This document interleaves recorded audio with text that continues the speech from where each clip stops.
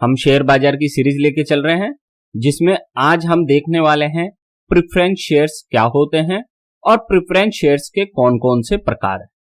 इसमें हम पहले कम्युलेटिव प्रेफरेंस शेयर्स देखेंगे, फिर नॉन कम्युलेटिव प्रेफरेंस शेयर्स, उसके बाद redeemable preference shares, non redeemable preference shares, उसके बाद हम देखेंगे पार्टिसिपेटिंग और नॉन पार्टिसिपेटिंग प्रेफरेंस शेयर्स देखेंगे, फिर उसके बाद हम देखेंगे कन्वर्टिबल और नॉन कन्वर्टिबल प्रेफरेंस शेयर्स क्या होते हैं, और अंत में हम देखेंगे एडजस्टेबल रेट प्रेफर्ड स्टॉक क्या होते हैं, ARPS क्या होते हैं। तो ये सारा कंटेंट इसी में है। हम वन बाय वन करके इनको देखते भी जाएंगे और इनके एग्जाम्पल भी मैं आपको दिखाऊंगा कि इनमें कैसे डिफरेंस होता है। तो एग्जाम्पल के द्वारा हम इसको समझने वाले हैं सारे कंप्लीट कंटेंट को। तो आइए चलते हैं आगे। प्रेफरेंस शेयर्स क्या होते हैं, सबसे पहले इसके नाम में इसका कंप्लीट मीनिंग छुपा हुआ है। Preference shares also called preferred stock are so named because preferred share holders have a higher claim on the issuing companies assets than common share holders.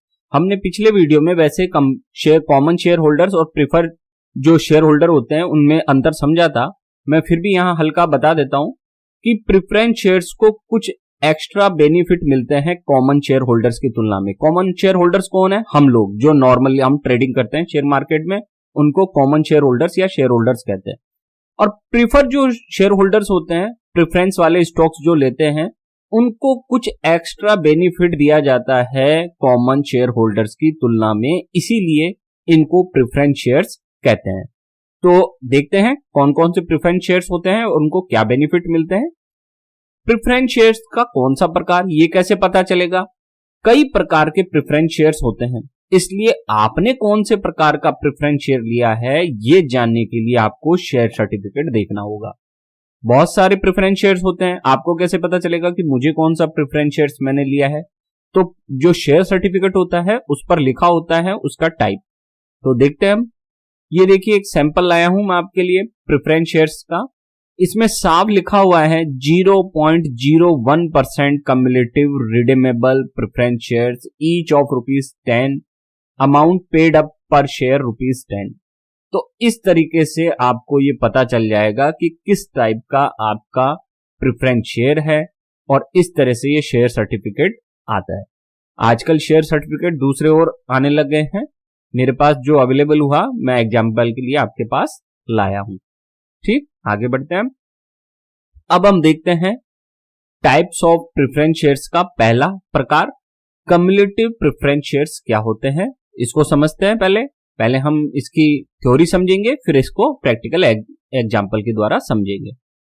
These shares come with a provision that entitles share holders to receive dividends in arrears. सरल सी भाषा में cumulative का मतलब क्या होता है? जुड़ता हुआ, आगे बढ़ता हुआ। तो इसमें क्या होता है कि डिविडेंड अगर किसी वर्ष नहीं मिला है तो वो एरियर के रूप में अगले वर्ष मिल जाएगा। यही क्यूमुलेटिव प्रेफरेंस शेयर है completely. So when a company does not make enough profits in a year to pay dividends, they pay cumulative dividends in the following year. होता क्या है, मान लीजिए सारे वर्षों में कंपनी ने प्रॉफिट प्राप्त नहीं किया, प्रॉफिट गेन नहीं किया, तो फिर क्या होगा? जिस साल उसको प्रॉफिट नहीं हुआ उस साल वो डिविडेंड नहीं देगी, लेकिन उसके अगले सालों में उसको डिविडेंड देना होगा। देखिए इसको यूं समझते हैं कि मान लीजिए टोटल है ईयर्स 1 से लेके 2, 3, 4, 5 साल है। मान लीजिए कंपनी ने पहले साल 10% प्रॉफिट कमाया, ठीक है, या 100 रुपए का प्रॉफिट कमाया और डिविडेंड की पहले से तय, ध्यान रखना पहले से ही तय हो जाता है कि डिविडेंड कंपनी को कितना देगी शेयर होल्डर्स को, प्रेफरेंस वालों को। तो मान लीजिए हम हमारे कंप्लीट इस उदाहरण में कंप्लीट प्रेफरेंस शेयर होल्डर्स में हम मान लेते हैं कि कंपनी और प्रेफरेंस वालों के बीच में तय हो गया कि 10% डिविडेंड मिलेगा जब भी कंपनी को प्रॉफिट होगा। ठीक है, अब कंपनी को पहले साल 100 रुपए का प्रॉफिट हुआ, ठीक है, नेट प्रॉफिट, तो वो उसका 10% किसको दे देगी? प्रेफरेंस शेयर होल्डर्स को दे देगी बेनिफिट। फिर दूसरे साल उसको प्रॉफिट हुआ तो वो दे देगी, लेकिन तीसरे साल नहीं हुआ मान लो उसको प्रॉफिट, तो चौथे साल में क्या करेगी कंपनी? तीसरे साल में जो प्रॉफिट नहीं दिया था उसको प्लस करके देगी। ठीक है, ऐसे ही मान लीजिए कोई पहले साल, दूसरा साल, तीसरा, चौथा, पांचवा, छठा साल हो गया, कंपनी ने पहले साल किसी कारणवश उसे प्रॉफिट नहीं हुआ तो आपको डिविडेंड नहीं दिया, दूसरे साल भी नहीं हुआ कंपनी को तो भी डिविडेंड नहीं दिया, तीसरे साल कंपनी को प्रॉफिट नहीं हुआ तो भी डिविडेंड नहीं दिया, चौथे साल में कंपनी को प्रॉफिट हुआ तो कंपनी क्या करेगी कि चौथे साल का डिविडेंड तो देगी आपको, साथ में पहले, दूसरे और तीसरे साल के डिविडेंड का जो एरियर बनता है वो भी प्लस करके दिया जाएगा। ये है सारा खेल इसका डिविडेंड का। तो क्लियर हुआ आपको कि कम्युलेटिव प्रेफरेंस शेयर्स जिनके पास होंगे उन्हें हमेशा डिविडेंड मिलेगा। अगर किसी कारणवश कंपनी को नुकसान हुआ है उस वर्ष में तो उसके अगले वर्षों में उसको कम्युलेटिव करते हुए डिविडेंड का एरियर दे दिया जाएगा। दे पे cumulative dividends in the following year. ठीक है, तो कहने का मतलब इनको कभी भी डिविडेंड का नुकसान नहीं होता है, ये हमेशा इनको डिविडेंड मिलता रहता है। अब आगे रहते हैं, क्योंकि इनकी फिक्स रेट होती है, मैं फिर से बात कर रहा हूं, जो प्रेफरेंस शेयर्स होते हैं उनकी डिविडेंड की रेट पहले से फिक्स्ड होती है। तो ये नहीं है कि सर डिविडेंड हुआ नहीं तो फिर किस आधार पर वो पे करेंगे, तो पहले से डिविडेंड की रेट फिक्स होती है कि मुझे हर साल इतना % आप बेनिफिट देंगे क्योंकि मैं आपका प्रेफरेंस शेयर होल्डर हूं। प्रेफरेंस शेयर होल्डर होने का मतलब यही है कि एक निश्चित प्रतिशत तय कर दिया जाना कि इतना % डिविडेंड आप मेरे को हर साल देंगे। ठीक है, अब दूसरा आता है पॉइंट अपना नॉन कम्युलेटिव प्रेफरेंस शेयर्स। ये इसका जस्ट उल्टा है कम्युलेटिव का। These shares do not accumulate dividends. It is mostly because non-cumulative preference shareholders are paid from the current year's net profit. जो non-cumulative preference shareholders होते हैं उनको जो बेनिफिट होता है तभी मिलता है जब कंपनी को उस साल नेट प्रॉफिट होता है। अगर कंपनी को नेट प्रॉफिट नहीं हुआ है तो नॉन कम्युलेटिव जिनके पास प्रेफरेंस शेयर्स हैं उन्हें किसी भी प्रकार का डिविडेंड का एरियर अगले वर्ष में नहीं मिलेगा। So if A company is made with loss in a particular year the outstanding dividends can not be claimed by share holders from future profits. तो कहने का मतलब, अगर इसको एग्जाम्पल से फिर से समझे, कोई वर्ष 1, 2, 3, 4, 5 है, किसी कंपनी को पहले साल में प्रॉफिट हुआ 100 रुपए का, तो हमने कितना मान रखा है डिविडेंड की रेट, हमने अभी थोड़ी देर पहले कितनी मानी थी, 10% हो रखा है अग्रीमेंट किसके बीच में, प्रेफरेंस शेयर होल्डर्स और कंपनी के बीच में। तो कंपनी को पहले साल में 100 रुपए का नेट प्रॉफिट हुआ तो वो उसका 10 रुपए किसको दे देगी, प्रेफरेंस शेयर होल्डर्स को। दूसरा, फिर अगर उसको अगले साल नहीं हुआ तो वो नहीं देगी। अब हम क्या देख रहे हैं इस वक्त, नॉन कम्युलेटिव। नॉन कम्युलेटिव का खेल में क्या है कि अगले साल कंपनी को 100 रुपए का बेनिफिट हुआ तो वो उसका 10% ही देगी। दूसरे वर्ष जो उसने बेनिफिट नहीं दिया था वो क्लेम नहीं किया जा सकता। यहां एरियर का सिस्टम नहीं होता। यहां क्या सिस्टम होता है कि करंट ईयर में जो प्रॉफिट होगा केवल उसी का डिविडेंड मिलेगा, किसी प्रकार का पिछले वर्षों का कोई डिविडेंड का एरियर नहीं मिलेगा। ये डिफरेंस है कम्युलेटिव और नॉन कम्युलेटिव में। कम्युलेटिव में तो क्या है, नहीं मिलता तो आगे जुड़ता जाता है, प्लस होता जाता है, फिर जब भी प्रॉफिट होगा कंपनी का वो दे दिया जाता है। लेकिन जो नॉन कम्युलेटिव है उसमें वो हमेशा करंट ईयर में है तो प्लस, नहीं है तो जीरो, बस ऐसे चलता रहता है इनका खेल, प्लस जीरो, और अगर नहीं हुआ तो अंत में जीरो, और हुआ है तो अंत में प्लस। ठीक है, अब आगे बढ़ते हैं। अब तीसरा प्रकार है रिडीमेबल प्रेफरेंस शेयर्स। ये क्या होता है redeemable preference shares? Redeemable preference shares are also known as callable preferred stock. इनको कॉलेबल प्रिफर्ड स्टॉक के नाम से भी जानते हैं, जिनको रिडीम किया जा सकता है। रिडीमेबल प्रेफरेंस शेयर्स आर दो शेयर्स विच आर रिडीम्ड और repaid after the expiry of A stipulated period. इसमें क्या होता है, जो रिडीमेबल प्रेफरेंस शेयर होल्डर्स होते हैं उनको अपने शेयर्स के बदले में क्या किया जाता है, रीपे किया जाता है एक्सपायरी पर। जब भी उनकी एक्सपायरी होगी शेयर्स की, उनको रीपेमेंट कर दिया जाता है। The redeemable preference shares are repurchased at a fixed rate on a fixed date और by announcing the same in advance. जो रिडीमेबल प्रेफरेंस शेयर्स होते हैं वो कंपनी क्या करती है, रीपरचेज कर लेती है। जो फिक्स रेट होती है, जो पहले से तय निर्धारित उनकी शर्तें होती हैं, उसके आधार पर उसे रीपरचेज कर लिया जाता है और उस टाइम पीरियड में रीपरचेज कर लिया जाता है। अब इसको एक उदाहरण से समझते हैं।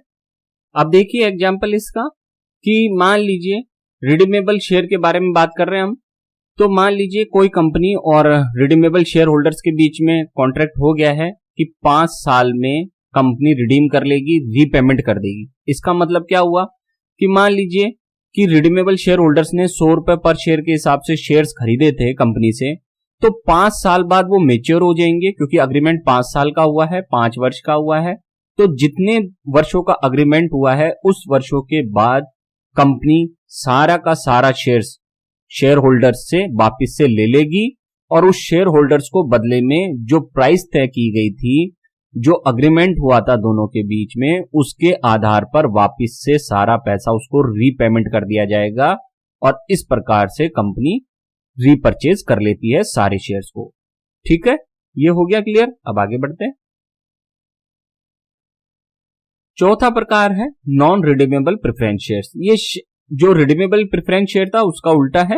Non redeemable preference share are also known as irredeemable preference shares. इनको इररिडीमेबल प्रेफरेंस शेयर्स के नाम से भी जानते हैं। This particular share can not be redeemed और repaid during the active life time of a company. इसमें क्या होता है कि जब तक ये नॉन रिडीमेबल क्या होता है कि इसको कभी भी रिडीम नहीं किया जा सकता। एक बार अगर आपने नॉन रिडीमेबल खरीद लिया प्रेफरेंस शेयर, तो आपको कभी भी इसका पैसा वापस नहीं मिलेगा। मान लीजिए आपने 1 करोड़ रुपए लगा दिया नॉन रिडीमेबल खरीदने में, तो आप जिंदगी में वापस कभी भी 1 करोड़ रुपए नहीं ले सकते। तो फिर क्या मिलेगा आपको, जो प्रेफरेंस शेयर होल्डर्स को हमेशा मिलता है, क्या मिलता है उनको, हमेशा डिविडेंड, क्योंकि उन्होंने पहले से ही तय कर रखा है कि हमको इतना % डिविडेंड दिया जाए। तो इनको वापस से कभी भी अगर जरूरत पड़ी या कभी भी कोई मैच्योरिटी नहीं होती इनकी, कभी भी इनको पैसा नहीं मिलता है नॉन रिडीमेबल वाले को। ठीक है, तो रिडीमेबल वाले को तो रीपेमेंट हो जाता है, नॉन रिडीमेबल वाले को कभी भी पेमेंट नहीं मिलता है वापस से पूरा, बस वो हर वर्ष क्या कर सकते हैं, डिविडेंड ले सकते हैं कंपनी से। अब खास बात, non redeemable preference shares are not allowed in India. Bharat में नॉन रिडीमेबल शेयर्स जारी करने की अनुमति नहीं है कंपनियों को। According to companies act 2013, all preference shares must be redeemed within 20 years. तो भारत में जो नॉन रिडीमेबल है उनकी भी क्या कर रखी है अवधि तय, 20 वर्ष कर रखी है कि भैया वैसे तो नॉन रिडीमेबल नाम से हम कर ही नहीं सकते, हमको क्या करना पड़ेगा, रिडीम ही कर सकते हैं हम। नॉन रिडीम नाम से हम कोई भी शेयर्स इशू नहीं कर सकते हैं कंपनी में, केवल रिडीम नाम से। और मैक्सिमम जो लिमिट है वो कितनी है, 20 वर्ष की है, 20 ईयर्स की लिमिट है कि आप 20 ईयर्स के बाद आपको एटलीस्ट सारा पैसा शेयर होल्डर को लौटाना पड़ेगा। तो ये है हमारे देश की व्यवस्था। अब आगे बढ़ते हैं। ये नॉन रिडीम और रिडीम दोनों क्लियर हो गए हमारे। अब देखते हैं पांचवा प्रकार, पार्टिसिपेटिंग प्रेफरेंस शेयर्स। ये क्या होते हैं, the participating preference share holders receive A fixed rate of A dividend and also have a share in the companies extra earnings. इसमें क्या होता है, पार्टिसिपेटिंग में ये और कुछ नहीं है, प्रेफरेंस शेयर्स प्लस जो ऑर्डिनरी शेयर होते हैं, दोनों के लाभ जब मिलते हैं तो उसे ही पार्टिसिपेटिंग प्रेफरेंस शेयर्स कहते हैं। प्रेफरेंस शेयर्स में किसका लाभ मिलता है, डिविडेंड का।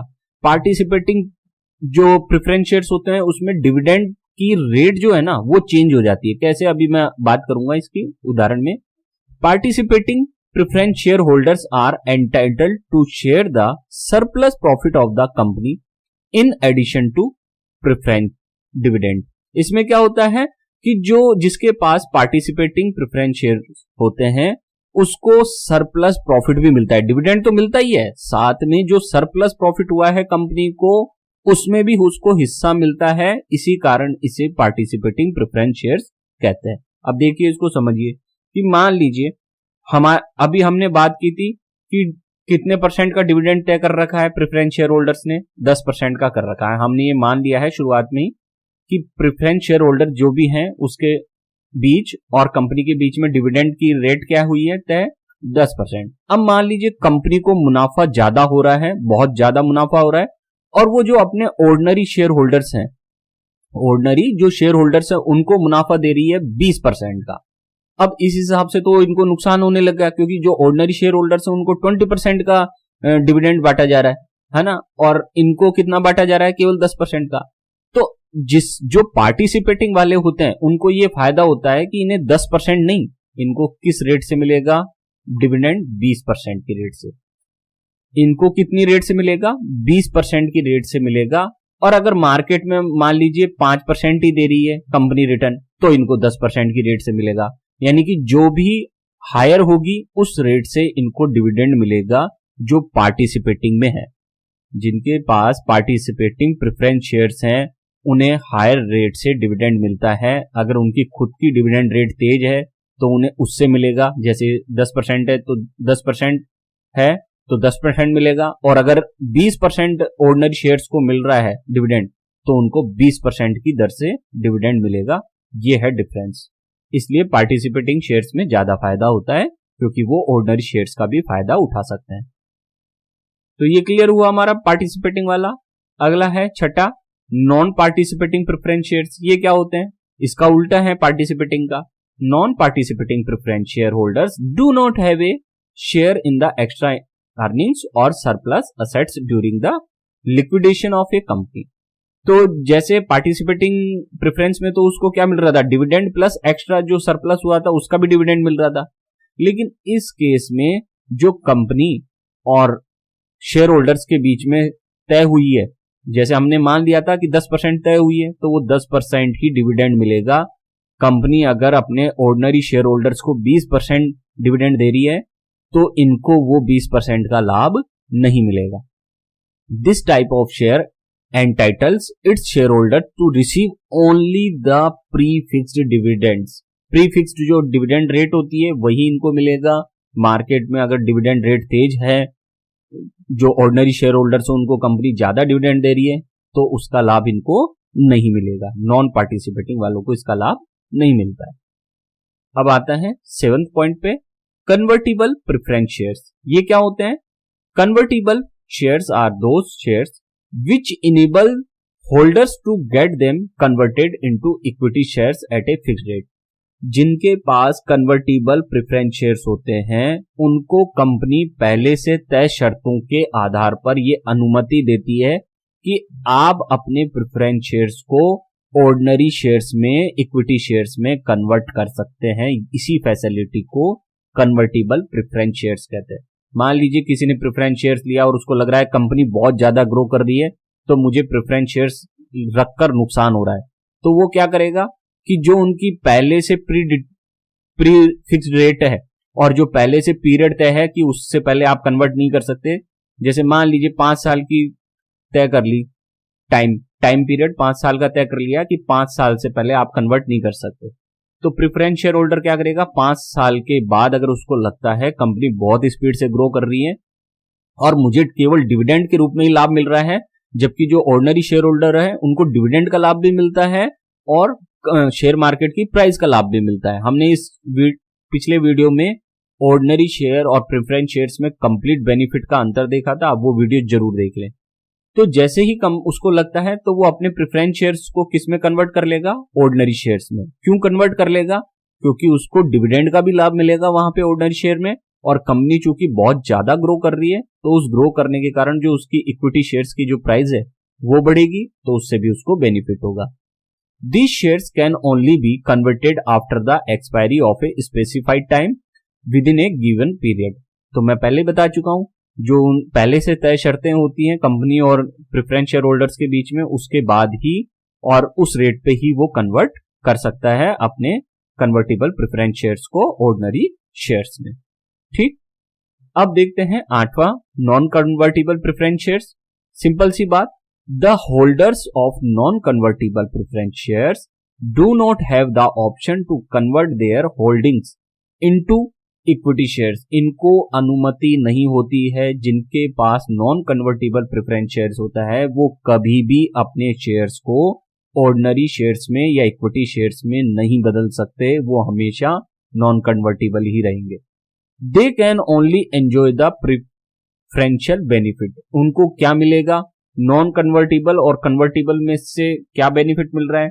जो कन्वर्टिबल था और जो नॉन कन्वर्टिबल है, दोनों में अंतर क्या हो रहा है? कन्वर्टिबल को डिविडेंड का लाभ मिल रहा है, इसको भी डिविडेंड का लाभ मिल रहा है। दोनों के बीच में 10% तय हो रखा है, जो हम पहले कल्पना कर चुके हैं कि दोनों को 10% का लाभ तो हो रहा है।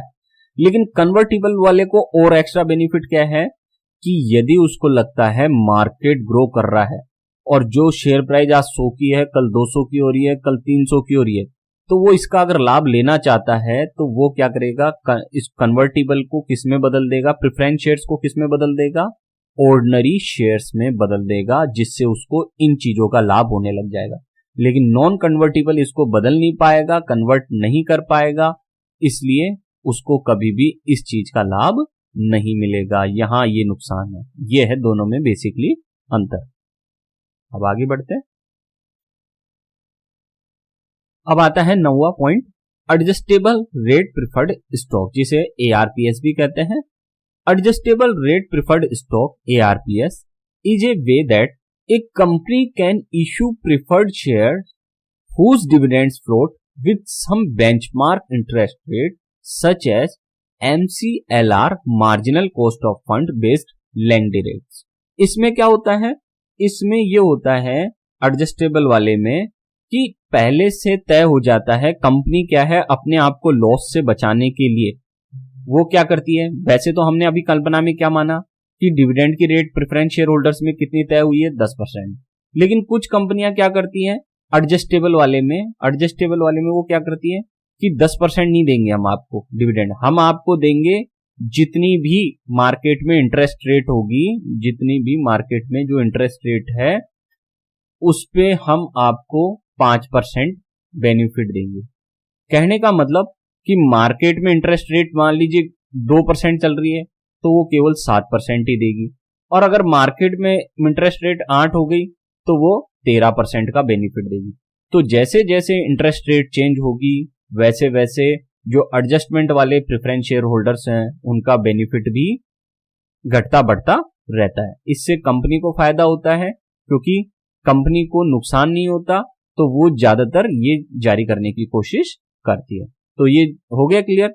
अभी इंटरेस्ट रेट कौन सी हो सकती है? ये SBI की इंटरेस्ट रेट तो भी हो सकती है, RBI की रेपो रेट भी हो सकती है, ये MCLR होती है, marginal cost of fund based lending rate, ज्यादातर इसी पर ये एडजस्टेबल रेट प्रिफर्ड स्टॉक को इशू किया जाता है। तो ये सारी कहानी है इसकी।